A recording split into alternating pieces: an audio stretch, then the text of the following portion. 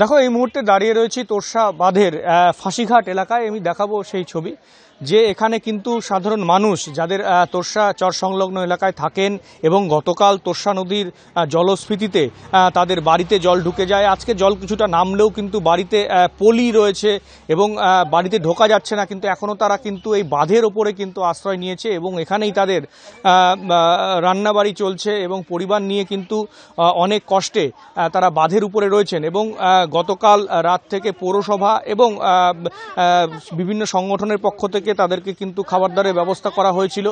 আমি দেখাতে বলবো সেই ছবি। ইতিমধ্যেই কিন্তু এখানে রান্নার আয়োজন চলছে। প্রচুর মানুষ যারা এই যে বাড়িগুলিতে থাকেন তাদের বাড়িতে জল ঢুকে যাওয়ায় তারা কিন্তু সমস্যায় পড়েছেন। আমরা কথা বলার চেষ্টা করব এমন একজনের সাথে যে আপনার কি অবস্থা বাড়ি ঘরের? আমার বাড়ি ঘর খেয়ে অবস্থা খারাপ, ঘর একটা ভাঙ্গা পড়ে গেছে, বেড়া খুলে গেছে, ঘরে ঢোকাই যায় না। এখন কি অবস্থায় আছেন, কোথায় আছেন? এখন বাঁধের উপরে এইভাবেই বসে আছি সারা রাত। আর কি করব? খাবার দাবার কোনো ব্যবস্থা কিছু হয়েছে?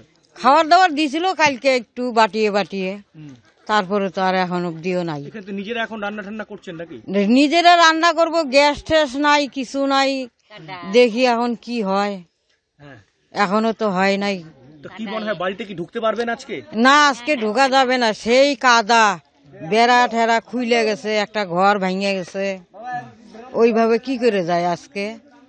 একদমই এখন যেই ঘরগুলোর যে অবস্থা রয়েছে তাদের বাড়িতে জল কিছুটা নামলেও কিন্তু পলি জমে রয়েছে এবং যার ফলে বাড়িগুলোতে এখনো পর্যন্ত তারা ঢুকতে পারছে না। অনেকের বাড়ি যেগুলো বেড়ার বাড়ি সেগুলো কিন্তু ভেঙে গেছে প্রবল এই বৃষ্টি এবং এই জলস্ফীতিতে, এবং এখনো পর্যন্ত কিন্তু তারা এই যে বাঁধের ওপরে ত্রিপাল একটা সম্বল করে তারা এখানে রয়েছেন এবং আজকেও কিন্তু বৃষ্টি হওয়ার সম্ভাবনা রয়েছে। ইতিমধ্যেই কিন্তু দু এক ফোঁটা বৃষ্টি আবার পড়তে শুরু করেছে। তো স্বাভাবিকভাবেই বৃষ্টি যদি আবার বাড়ে, আবার নতুন করে এই এলাকা কিন্তু প্লাবিত হবে এবং তাদের এটাই দুশ্চিন্তা যে তারা কোথায় যাবেন। দেখুন, এই সরকারের কাছ থেকে কোনো মানবিক মুখ প্রত্যাশা করা মূর্খামি। এত বড় অসহিষ্ণু, প্রতিহিংসা পরায়ণ, অযোগ্য সরকার এর আগে ভারতবর্ষের কোন রাজ্য দেখেনি। এই সরকারের চোখের জল মোছানোর জন্য বা উত্তরবঙ্গের মানুষের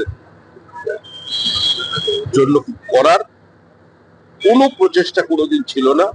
যেটা ছিল সেটা শুধু ফ্লাইং টু গ্যালারি আর ঘোষণা সর্বস্ব। ভুটানের মানুষ এসে উত্তরবঙ্গের ডুয়ার্সের জঙ্গলের কাঠ কেটে নিয়ে যায়নি, ছোট ছোট নদীগুলোর বোল্ডার তুলে নিয়ে যায়নি, ইললিগাল স্যান্ড মাইনিং করেনি, ধ্বংস করেছে গোটা উত্তরবঙ্গকে। এই সরকারের প্রতি উত্তরবঙ্গের মানুষের কোনো আস্থা নেই। আমাদের জনপ্রতিনিধিরা, আমাদের কর্মীরা কাল সন্ধ্যা থেকে সক্রিয় আছেন, সেখানে যাচ্ছে। আমরা মানুষের পাশে আছি। কেন্দ্রীয় সরকারে যা করার করছে, রাজ্য সরকার যদি মনে করে কেন্দ্র রাজ্য ঐক্যবদ্ধভাবে আজকে এই মানুষগুলোর পাশে দাঁড়াবে, তারা দাঁড়াতে পারে।